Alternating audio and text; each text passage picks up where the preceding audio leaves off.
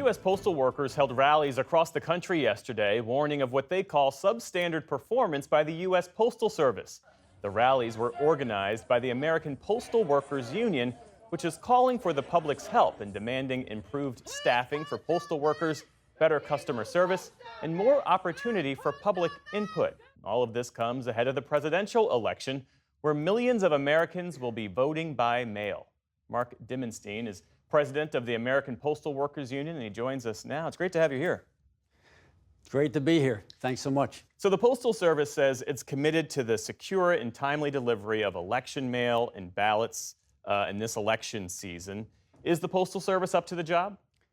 We believe they are. Postal workers are absolutely dedicated to our mission in general, and specifically around making sure that the people of this country have that kind of access to the ballot box and their cherished right to vote on a nonpartisan basis that the Postal Service can bring to the people of this country. It's interesting, in 2020, almost half the people in the country voted by mail. In the midterms, about a third of the people voted by mail.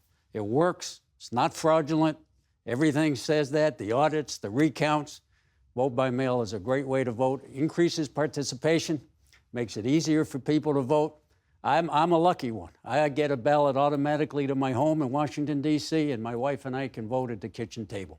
And so we encourage people to have full confidence in the Postal Service and the postal workers that will get their ballots there through the system on time. Postal Service has put in a lot of extraordinary measures to make sure it gets done. So the people of this country can have absolute trust and confidence in us that we'll be there just like we were in 2020 and 2022. Is the effort focused on election mail coming at the expense of the rest of the Postal Service? Well, in a moment it might, but it's such an important aspect of the public postal service's role in our society that we accept that election mail, they are putting in what they call extraordinary measures. And some of those include moving election mail ahead of other mail. Those measures also include more overtime, more transportation, more clearing the election ballots. And that's all part of why we have the confidence, and the people of this country should have the confidence that we're going to come through. But we also are saying yesterday, part of our message yesterday, is as good as election mail is going to be, as important as it is, and as how much trust and confidence the people should have in it and will have in it, we want the people's mail to be treated that way every day of the year. Because however we choose to use the Postal Service, that's important to us as a postal customer and patron. So part of our message is trust election mail, we're confident, but let's make sure that postal management puts into place those kind of things that make sure people get this kind of service every day of the year. We need more staffing. For example, we can't serve the people of the country unless we have better staffing.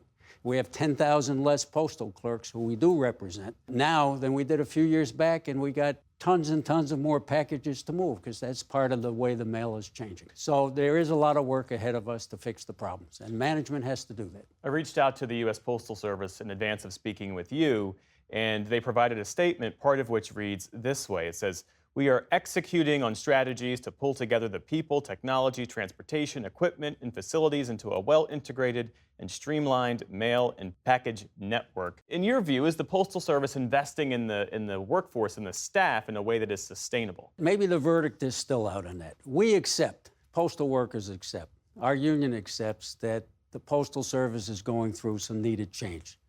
The communication habits of the people of the country have fundamentally changed with the advent of the internet. Letter mail is down, still very important, but down. Packages are rising, and that may result in changes in transportation, changes in machines, changes in buildings, and so on. But along the way, while we accept the need for change, we want to make sure that that change is always improving service. And so far, the implementation of that change and some of the changes is actually going to slow down mail more. We're completely against that. We were out there yesterday standing with the people of the country for that prompt, reliable, and efficient service promised under the law. So there's some growing pains. We'll have to see where it ends up. Some of the things we've been advocating, the Postal Service has listened to. For instance, we believe that local mail that you mail in your area for your area, should stay in your area and not go on a truck ride 5 or 6 hours somewhere to come back. Postal management has begun to address some of those concerns, and there are other things like that. And we want everybody to be treated equally, whether you're in rural America, urban America, suburban America. And some of the plans that postal management is putting into place, we believe will punish particularly rural America. That's not the fundamental mission of the Postal Service. No matter where we live, no matter who we are, we should get the same good service. Mark Dimondstein, President of the American Postal Workers Union. Thanks for coming in. Appreciate it. Thank you.